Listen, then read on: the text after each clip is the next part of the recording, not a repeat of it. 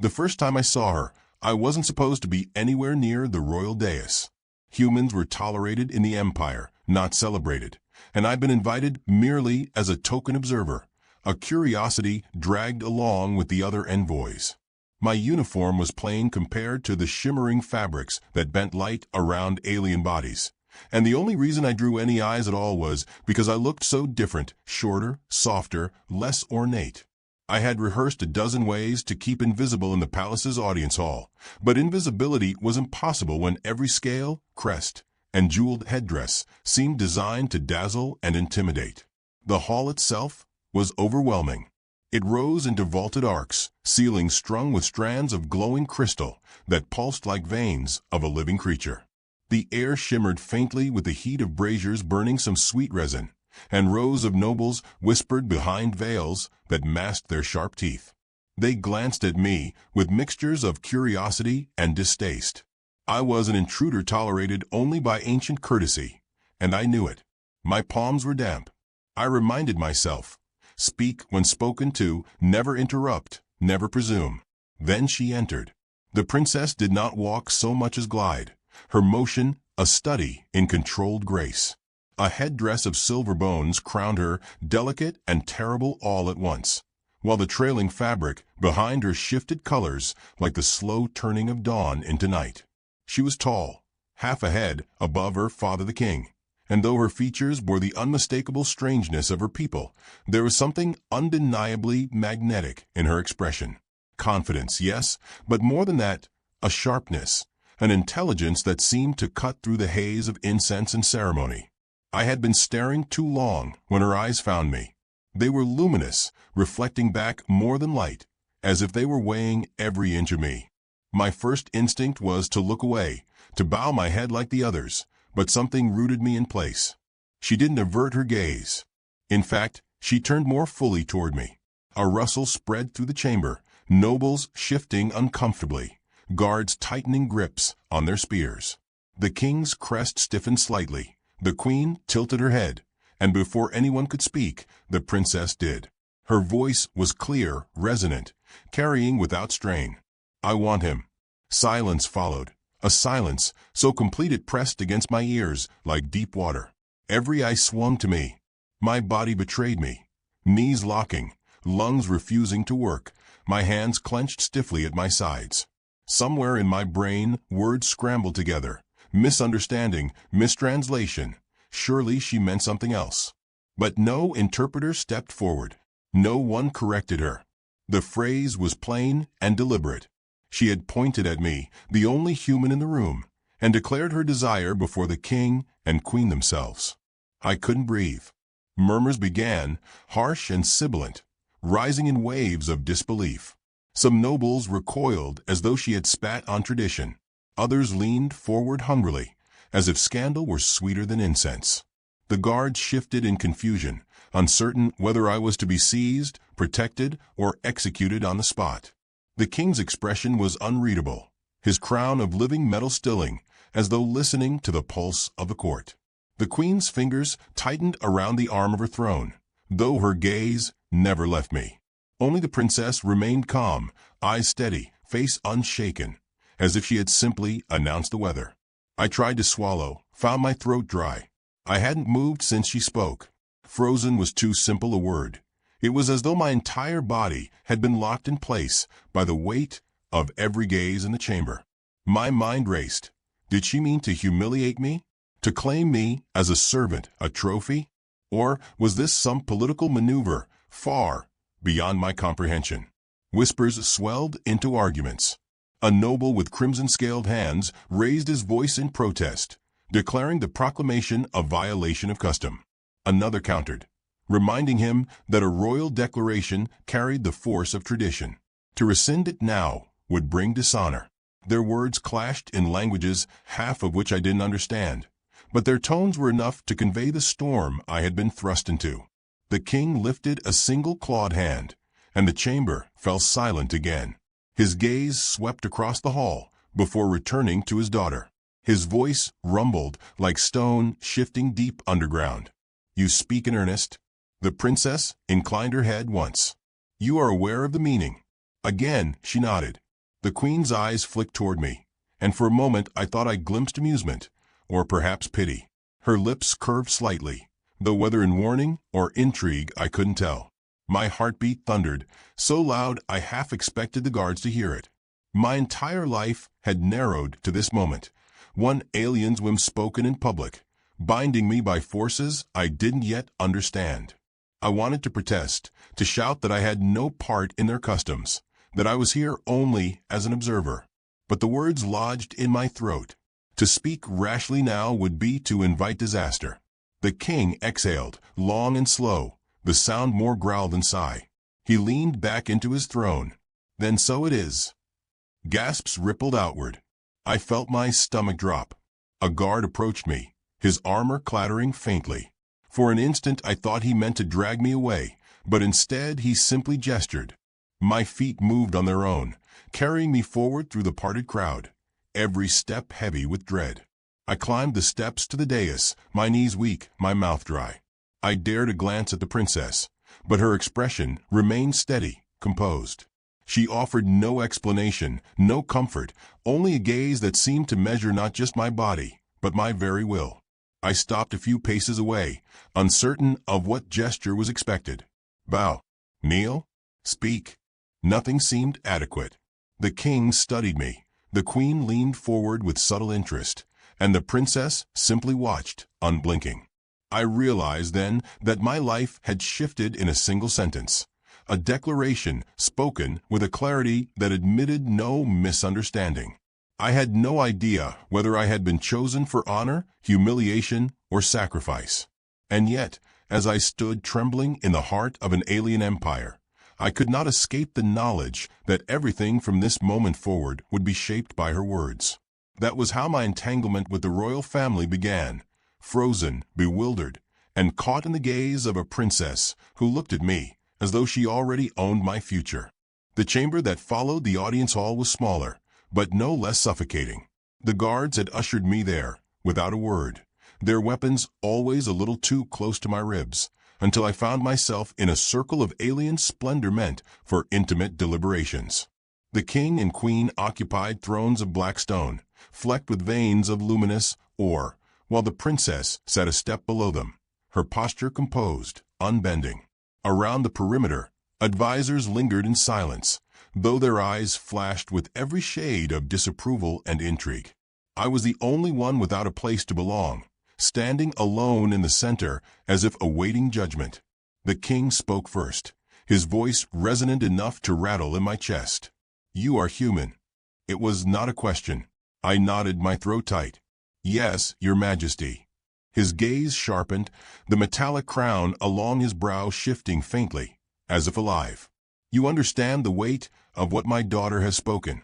I hesitated. To admit ignorance seemed dangerous, but to pretend knowledge could be worse. I know only that she declared she wanted me. Beyond that, my voice wavered. "I do not." The queen leaned forward, her eyes glittering with something between amusement and menace. "Then you should learn quickly. A royal declaration of desire is no idle whim. It is intent to claim a consort, one who will stand beside the throne in time, one spoken before witnesses. It binds not only her, but the throne itself." The words struck me harder than any blow. My ears burned. I felt the weight of every eye pressing down. Consort. Bound. It wasn't scandal, it wasn't insult. It was a sentence pronounced in plain view. I tried to speak, failed, then forced my voice out. "But I am human. Not of your people, not of your court." "Surely. Tradition does not distinguish," the queen interrupted. Her tone was soft, but it cut cleanly. "What is spoken is sealed." The princess finally spoke, her voice measured and steady. "I have chosen." The advisors erupted, voices overlapping in a chaos of protest. Words flew too fast for me to follow, but the tones were unmistakable. Outrage, fear, calculation. Some demanded the declaration be annulled. Others whispered about opportunity. One shouted that to accept a human into the royal line would disgrace their blood. Another argued that such a union might bind humanity's fledgling colonies closer to the empire. Every phrase was a weapon, and I stood in the middle of the battlefield. The king silenced them with a single gesture, his voice rumbling low. Enough. The hall stilled instantly. His eyes returned to me. You, human, do you claim refusal? The question was a trap. I felt it in the sudden stillness of the air, in the way the queen's lips curved slightly, in the narrowed gaze of the princess. If I said yes, I risked offending their traditions, shaming the princess in front of her people, perhaps even inviting execution for disrespect. If I said no, I bound myself to a fate I did not understand. My pulse hammered, so loudly I thought it might echo through the chamber. I do not know enough to answer, I said carefully. I mean no insult, but your customs are not mine. I cannot accept or refuse until I understand. A murmur swept through the advisors again, but this time quieter, more speculative. The king studied me for a long moment before giving the faintest nod. Wisely spoken. The queen's gaze lingered on me, sharp and assessing. He speaks with caution. That may serve him well, or not at all. The princess said nothing. She only watched me with that unflinching calm, as though every hesitation I voiced had been anticipated. When the session ended, I was not dismissed. Instead, guards flanked me as we moved through winding corridors lit by crystalline veins. I caught fragments of whispers as we passed, the alien word for outsider, the hiss of contempt, the clatter of speculation. Their stares clung to me, as if I were a contagion carried openly through the heart of their palace. At last we arrived at a chamber less formal but no less daunting. High walls carved with alien constellations, a wide balcony overlooking a city that shimmered beneath two moons. The princess stood waiting there, alone this time, her silhouette framed against the night. The guards closed the doors behind me. You fear what I have done, she said without turning. I don't understand what you've done, I replied, my voice sharper than I intended. The pressure of the court still weighed on me. You spoke a sentence that may have changed the course of my life without asking me. She turned then, her expression unreadable, her luminous eyes searching mine. Would you have said yes if I had asked first? The question pierced me. I had no answer. I wanted to demand why me, why a human stranger, why she would risk scandal and upheaval for someone she had never spoken to. But her gaze held me, steady, unwavering, as if she knew that beneath my confusion a sliver of curiosity was beginning to take root. She stepped closer, her voice low, deliberate. I chose you because you are human, because you are not bound by our patterns, not trapped in the endless repetitions of bloodlines and vows. You are unpredictable. That is strength. Our court fears it, but I do not. I would claim it. Her words unsettled me even more than silence would have. To be chosen not for who I was, but for what I represented, an idea, a symbol of a different future. My mouth was dry. I wanted to tell her she was mistaken, that I was no symbol, just a man caught in currents larger than himself. But the certainty in her voice made denial seem almost irrelevant. You don't know me, I whispered. Her expression softened, barely. Not yet. But I will. Before I could respond, the doors opened again. A messenger entered swiftly, bowing low. He spoke in rapid tones I could not follow, but I caught the flare of tension in the princess's eyes. She dismissed him with a nod, then turned back to me. You will be tested, she said simply. They will not allow this union without challenge. They will try to break you, to prove you unworthy. Some will prefer you dead. Do not mistake their civility for mercy. Her words struck with the weight of prophecy. Already I could imagine the plots forming in the shadows, the nobles whispering, sharpening their blades not of steel, but of tradition and politics. I had been drawn into something far beyond myself, and retreat was no longer possible. The princess's gaze lingered on me for a heartbeat longer. Then she moved past, her step sure, her shoulders squared. At the threshold she paused, speaking without turning. You survived our hall tonight by standing still. Next time, stillness will not save you. The doors closed behind her, leaving me in the carved chamber, heart hammering. The city's alien lights stretching endlessly below. I knew then that whatever trials awaited, they had already begun the moment she said, in that silent hall, that she wanted me. The following morning I was summoned to the courtyard of trials.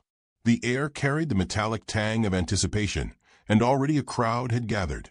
Nobles clustered in shaded galleries, while guards lined the stone perimeter with gleaming spears. At the center waited a ring of polished obsidian, its surface etched with shifting glyphs that pulsed faintly like a heartbeat. I was led to its edge without explanation, though the expectant murmurs of the audience told me all I needed. This was where they would measure me, weigh my worth against their traditions, and perhaps watch me fall. The princess was present, seated beside the queen under a canopy of silver fabric that rippled in the wind. Her posture was calm, regal, yet her gaze never left me. I could not tell if her eyes promised reassurance or simply expectation, but either way, they anchored me in that hostile space. The king, as silent as carved stone, observed from his throne of black crystal. A herald stepped forward, his voice carrying easily. The human outsider, declared consort by royal decree, will be tested. Let all bear witness. His words rang like judgment. He gestured, and from the opposite side of the ring a figure entered, taller than me, armored in plates that shimmered like oil, wielding a weapon that curved like a scythe of fire. The crowd stirred, eager. I felt the weight of what was expected. This was not trial by debate or philosophy. This was spectacle blood, a demonstration meant to prove whether I could survive even a fraction of their world's harshness. My throat tightened.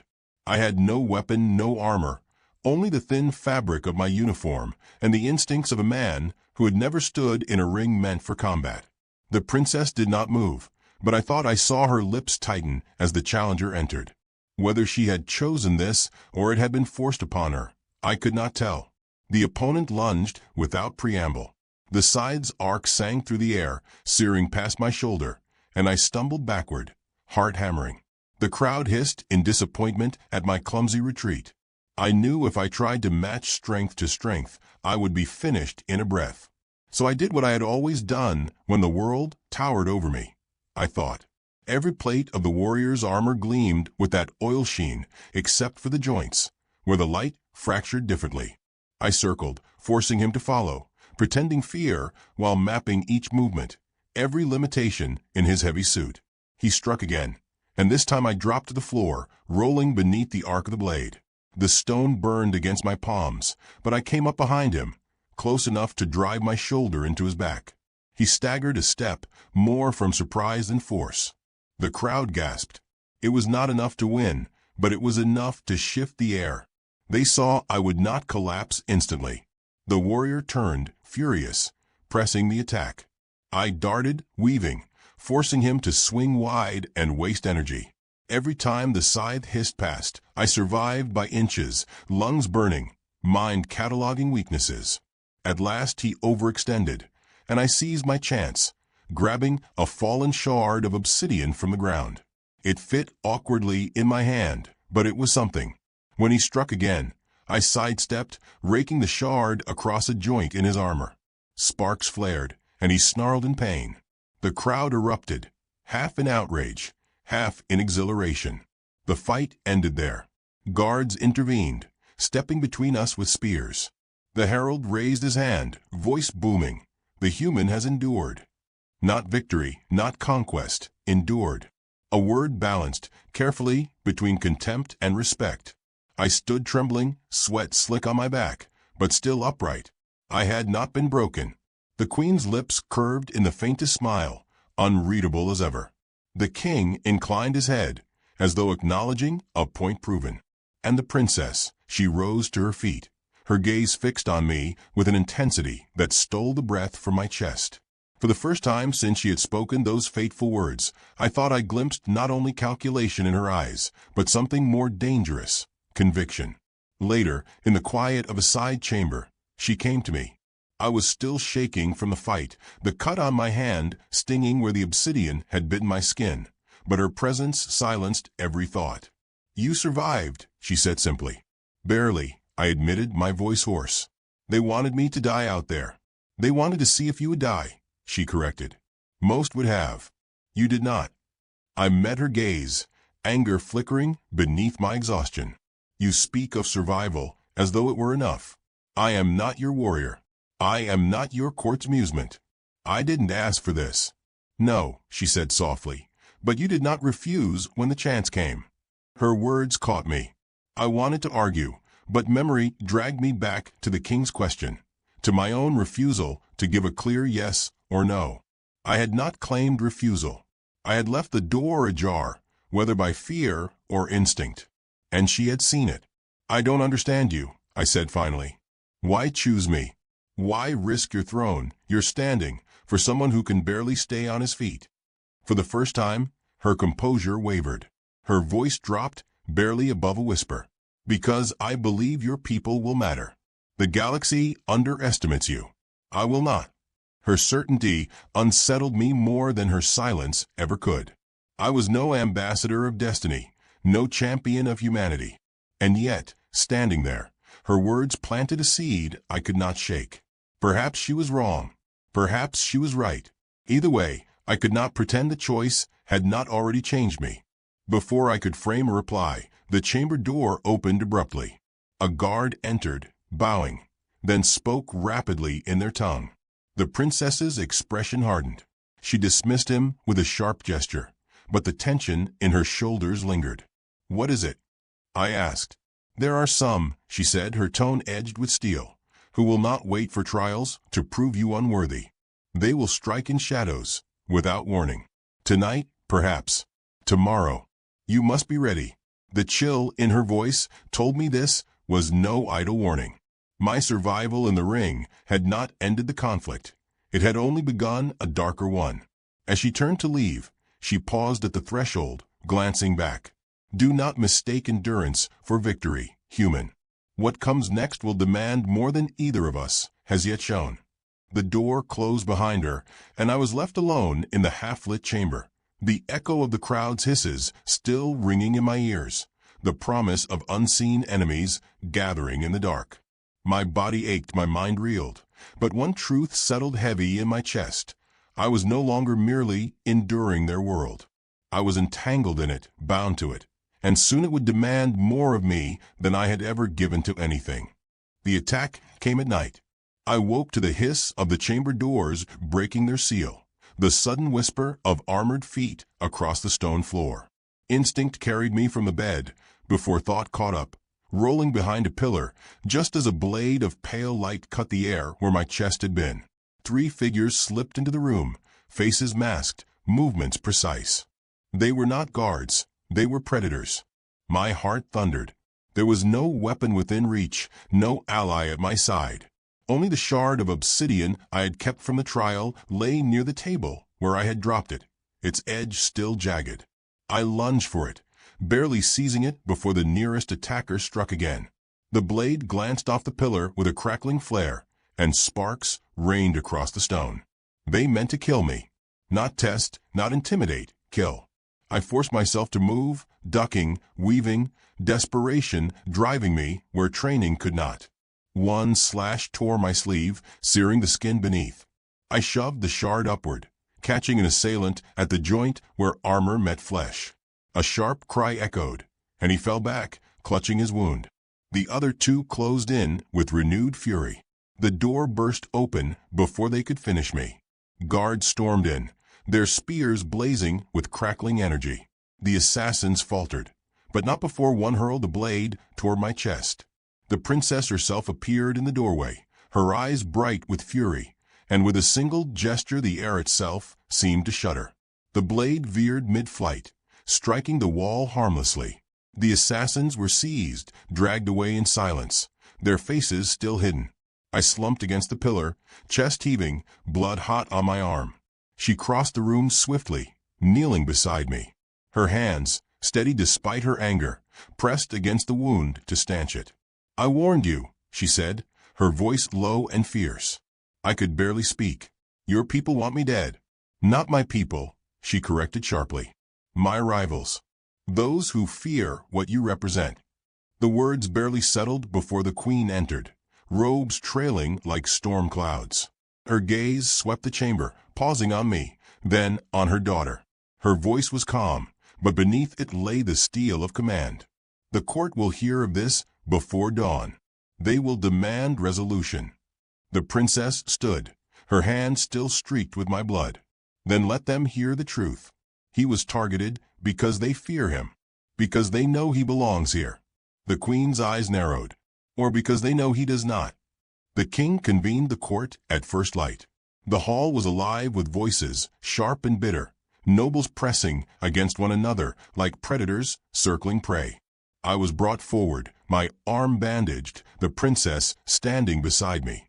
Gasps rippled through the assembly, some at the sight of me alive, others at the audacity of my presence.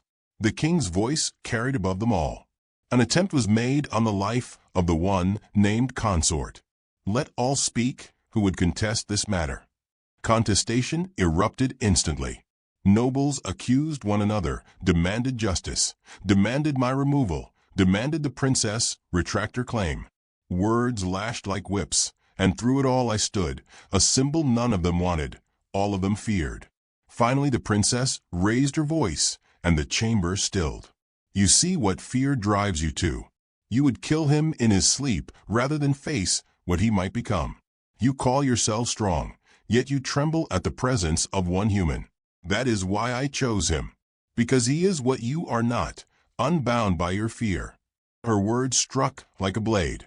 Some roared in anger, others in reluctant agreement. The queen's expression was unreadable, though I sensed currents shifting beneath her calm. The king regarded me in silence, weighing more than my presence. I realized then that silence would no longer serve me. My voice was weak, but it carried. I did not ask for this. I never sought your throne, your customs, or your wars.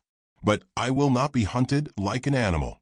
If I must stand in this court, I will stand as myself, human, unarmored, and unwilling to be broken. If that is unworthy, then kill me now and be done with it. The hall froze. For a breathless instant, only the echo of my words remained. Then slowly the king rose. His crown of living metal shimmered faintly, shifting as though alive. He does not bend, the king said, his voice deep as stone. And for that, he has my respect. The queen inclined her head, a rare sign of concession. Murmurs filled the hall, no longer purely hostile.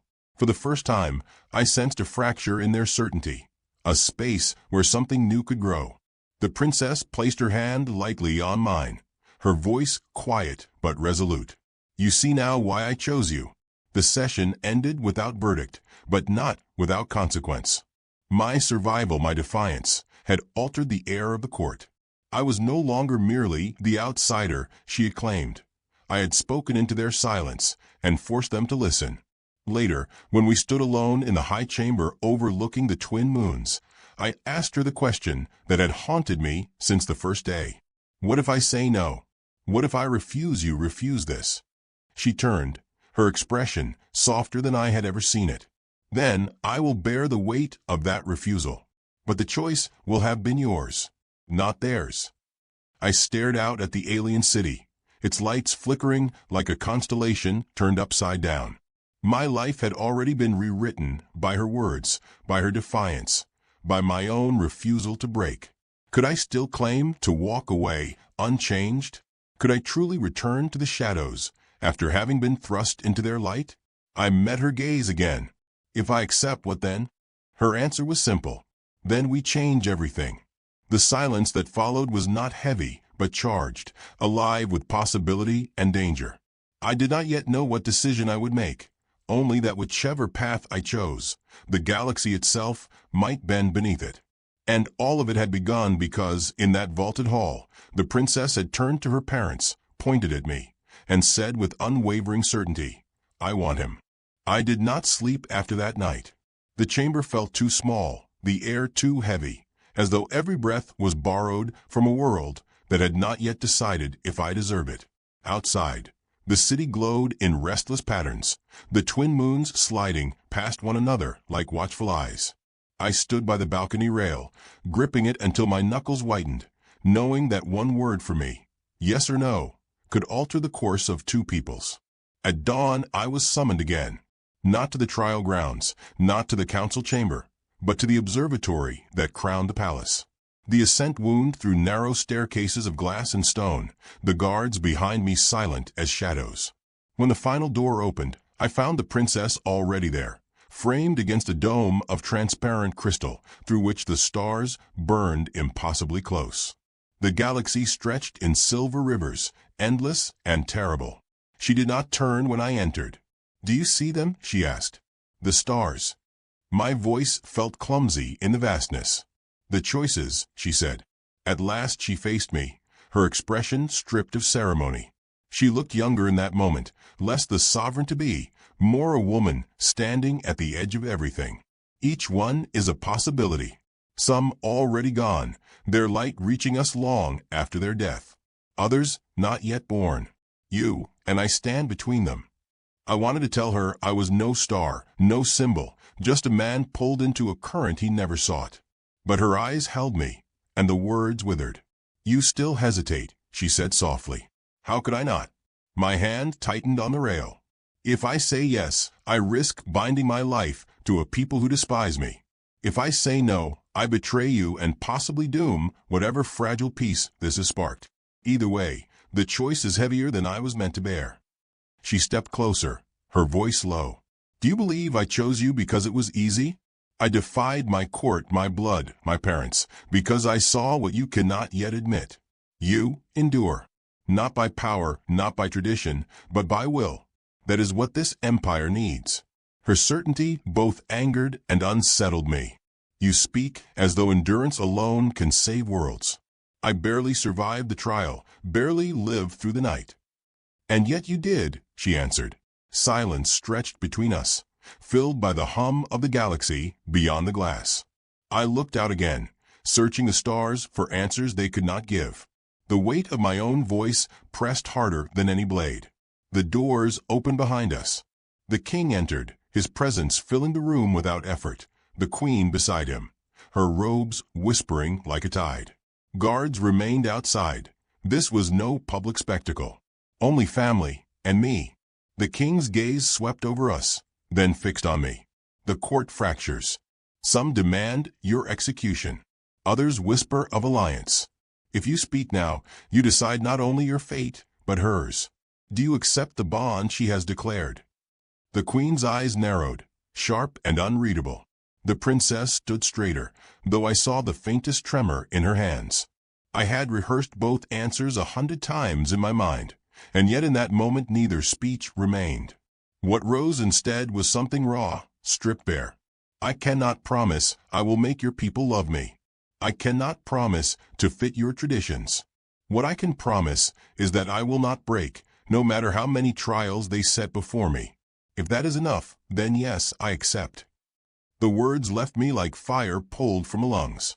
The princess exhaled, tension softening into something almost fragile. The queen's lips curved in the faintest acknowledgement, though whether approval or calculation I could not tell. The king's crown shimmered faintly, as if alive, before he spoke. "Then it is sealed," he said. The air seemed to shift.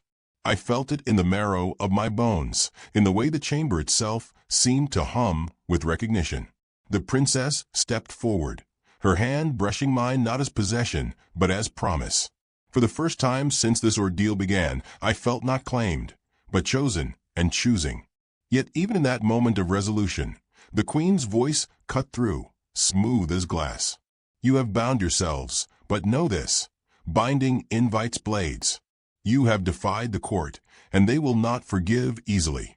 The trials ahead will not be formal. They will come in whispers, in shadows, in poisoned cups. If you falter, both of you will fall." Her words lodged like ice, but I did not flinch. "Then let them come," I said. "If I endure, it will not be for survival alone. It will be for her, and for what we might build together." The king inclined his head once final. He turned, and with him the queen swept from the chamber, leaving only the princess and me beneath the stars. She looked at me, no longer the unshakable figure from the throne room, but something closer, more human in her vulnerability. "Do you regret it already?" I shook my head slowly. "No. Fear it, yes. But regret? Not yet. For the first time, she smiled, not the calculated curve of diplomacy, but something real, almost luminous. She reached for my hand, and I let her take it, the galaxy watching in silence. Below us, the city stirred, nobles whispering, soldiers sharpening their blades, conspirators weaving their nets. The world had shifted, but not settled. Our union was a spark thrown into dry tinder, and what would burn, or what would grow, remained uncertain. As we stood together in that fragile peace, I knew one truth with painful clarity. Choosing her had not ended the conflict. It had only begun it. And beyond the palace walls, forces already moved to test whether a human's resolve and a princess's defiance could truly reshape an empire. The first attempt to undo our bond came not with steel, but with words. The court reconvened within days, and though the king had spoken his ruling, the nobles returned with sharpened tongues and veiled threats. They no longer bothered to hide their contempt. I felt their eyes cut across me like blades as I entered at the princess's side, whispers swelling into waves of accusation. One noble stepped forward, scales glistening a deep crimson, voice ringing with practiced outrage. This human survives a single trial, and you would place him among us as consort? He is no more than an accident preserved by luck. His kind know nothing of empire, of blood, of the weight of tradition. His words drew murmurs of agreement, the air growing hotter with every syllable. The princess did not wait for permission. She rose, her voice carrying cleanly. Tradition binds you to repetition, to fear of change. He endures because he is not shackled to what you call order. That is why I chose him. The chamber rippled with dissent. Another noble, older, his crest dull with age, but his voice strong, cut across her words. Your choice is selfish. You risk the empire's stability for curiosity, for novelty. He will fracture what we have built. The queen's gaze flickered toward me then, sharp and measuring. She had not yet spoken, but I felt her silence pressing, shaping the conversation by its very restraint. The king remained still, listening, stone carved into flesh. It was clear neither would intervene unless the chamber tipped beyond control. I knew if I said nothing, the princess's defiance would be painted as folly. Yet every word I spoke might fuel their fury. Still, silence was no longer survival. It was surrender. I am not here to replace your traditions, I said, my voice steady though my chest burned. I am here because your princess declared it, and because I did not break when you tested me. You fear I will fracture your empire, but perhaps what you fear is that I will show it has already begun to fracture from within. A hush followed, sharp and biting. Some nobles hissed, others leaned forward with narrowed eyes. I saw their calculations shifting, anger battling against the uncomfortable weight of truth. The queen finally spoke, her tone deceptively smooth. Bold words for one so newly arrived. Yet perhaps boldness is the only coin you can spend. Tell us, human, will you claim to offer our empire? What power do you hold that we, who have spanned centuries, lack? The chamber's attention fixed wholly on me. I felt the princess's gaze at my side, strong yet unspoken. I drew breath, searching for words that might hold weight beyond my trembling bones. Power is not what I offer, I said. It is perspective. You see only what is fixed, bloodlines, vows, rituals. Humanity is small, weak by your measure, but we have learned to survive by changing, by adapting. We do not endure because we are stronger. We endure because we refuse to stay the same. That is what I bring. That is what she saw. The silence stretched taut. Then a ripple of debate broke loose, louder this time, voices clashing like storms colliding. Some shouted that I was dangerous, others that I was necessary. The king's hand rose, silencing them once more. His gaze swept the chamber before settling on me. Words may sway the ear, but actions bind belief. You will not remain in shadows, human. You will stand beside my daughter in open sight. If you are to be consort, you will prove not only endurance, but presence. Let the empire see you. If they cannot break you in the light, perhaps they will learn to accept you. The decree struck like thunder. No more quiet trials, no more hidden attempts.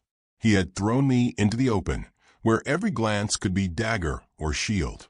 When the court dispersed, the princess walked with me in silence until we reached the high corridors overlooking the city. Only then did she speak. He has forced the Empire's eyes upon you. They will not look away now.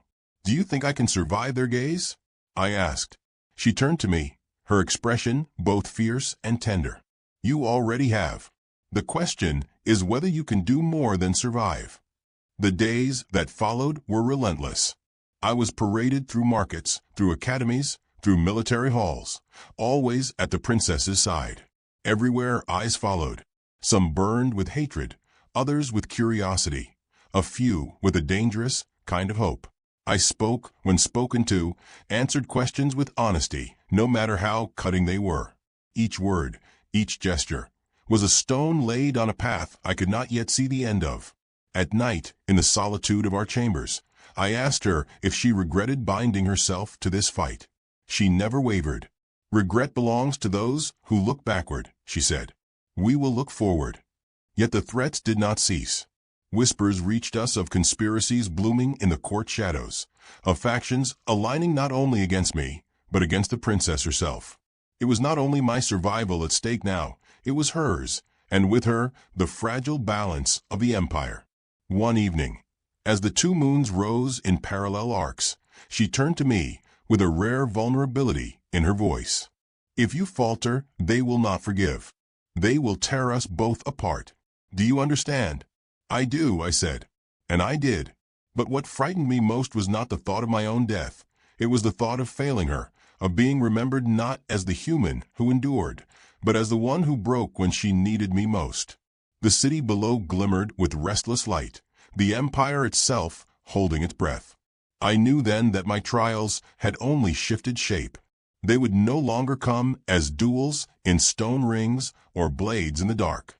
They would come in politics, in persuasion, in the slow war of hearts and minds. And if I lost, the princess would lose with me. The thought anchored itself deep within me, heavier than fear, yet sharper than resolve. I could not simply survive anymore. I had to become something more, or all of this, all of her, would collapse into ash. I turned to her then, speaking words I had not dared before. If they mean to test me, let them. But they will learn that choosing me was not your weakness. It will be your empire's salvation. She searched my face for a long moment, then nodded once, a flicker of fire in her eyes. Beyond the balcony, the moons crossed paths, their light merging into a single pale blaze. It seemed an omen, though of what I could not tell. Only one truth remained clear. The trials had not ended. They had only changed their shape, and the true war, the war not of blades but of belief, was about to begin.